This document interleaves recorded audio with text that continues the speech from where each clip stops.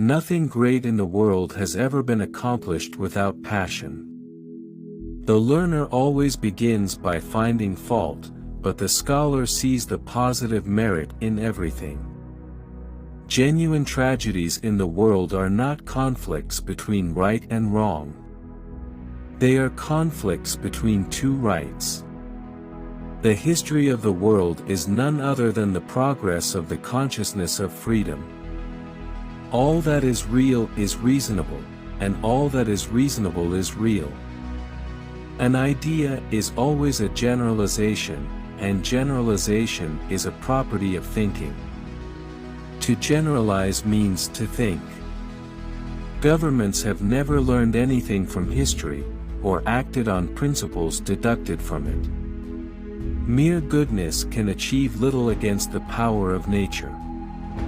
We do not need to be shoemakers to know if our shoes fit, and just as little have we any need to be professionals to acquire knowledge of matters of universal interest.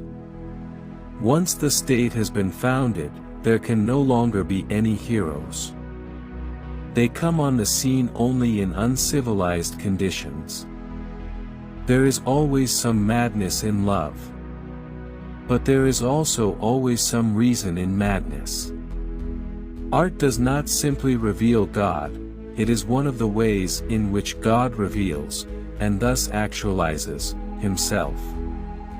The state of man's mind, or the elementary phase of mind which he so far possesses, conforms precisely to the state of the world as he so far views it. The most educated person is the simplest one.